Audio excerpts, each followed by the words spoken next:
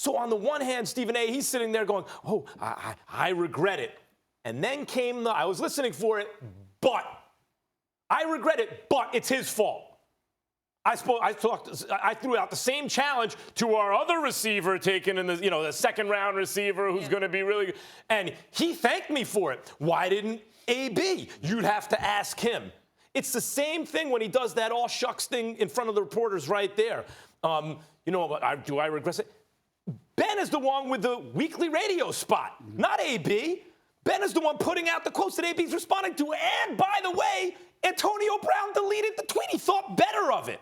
More is expected of Ben Roethlisberger as a franchise quarterback, and he is doing a passive-aggressive number on Antonio Brown right now. You're wrong. You're wrong, and you're missing it in my estimation. I take no pleasure in saying this because I personally like Antonio Brown, but he looks worse and worse with each passing day because the things that he has done is indicative of an individual who has taken divaness, for lack of a better word, to another level. This is what he has been doing. Excuse me, Juju Smith-Schuster didn't say anything about him. You saw how he went at Juju Smith-Schuster. He goes at anybody who remotely disagrees with him in this particular day and age. He is about himself, and that is what he has proven to be. I am not trying to absolve Big Ben Roethlisberger by any stretch of the imagination. I was the guy that spoke to Antonio Brown months ago. I was the guy that came on national television and talked about how Big Ben Roethlisberger is not faultless in any of this. I recognize the fact that there are things that Big Ben Roethlisberger could have done better. They are both at fault. But when the question is asked,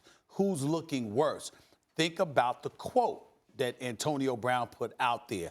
Never friends, just trying to get my ends. In other words, you don't mind, as they said it back in the old days, perpetrating a fraud, acting like you something that you're not, just to get to your ultimate goal. So I might pretend to be cool with you. I might pretend to be your friend. I might pretend to be vibing with you and be getting along with you. But in reality, I really don't like your behind. I'm just trying to get paid. No, it doesn't mean that. No. Wait a minute. I'm only going by his quote. I'm not bringing anything else into the equation because we're having this subject. We're having this conversation right now because of the exact tweet that Antonio Brown put out in the aftermath of Big Ben Roethlisberger's conversation with Michelle Tafoya. That's all we're doing. All the other stuff that you might bring up, that I might bring up, we've already discussed. We're not debating that. I'm talking about this specific quote. Never friends, just trying to get my ends. In other words, he was never your friend. You were never trying to vibe with him. All you were trying to do was get paid. You ain't give a damn about Big Ben Roethlisberger. Hold up. And what I'm saying is that's what can be peeled from this particular Number one, quote. he deleted that tweet. He thought better of it. Number two. And why do you think that was? Because he realized it's petty going back and forth. I'm saying, are you sure it was him or he was convinced to do it? Whatever the case may be.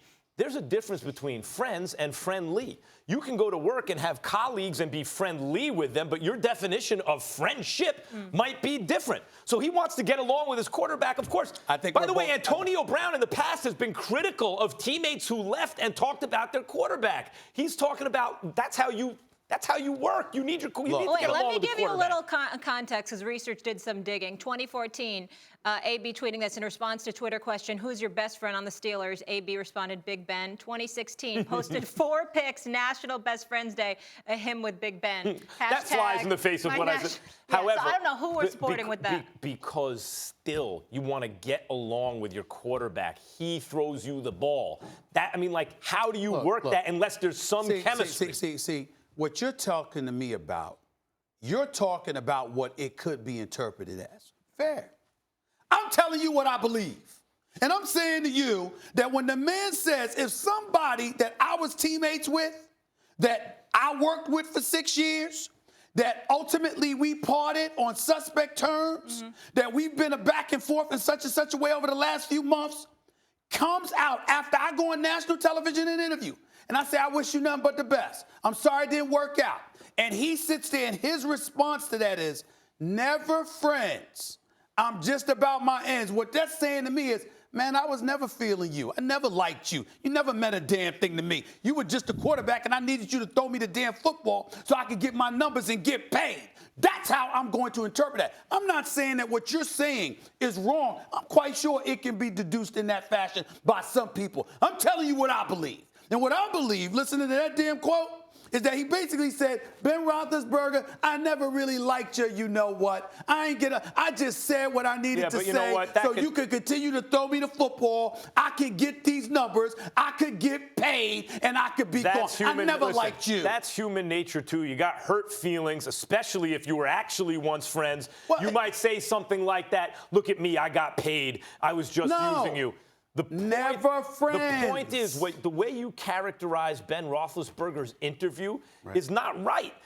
I wish him. Characterize it anyway. Steven is taking it at face value. Yeah, he believes him that they were never friends. No. He was just playing the game. What I'm saying is Antonio Brown's reaction to what Roethlisberger said. You got to read between the lines on what Roethlisberger said. You're like, he wished him nothing but the best. I wish him nothing but the best. But you may have to go ask him why he's such a problem. But I told James Washington the same thing, and he called me to thank you. You are focused on Big Ben.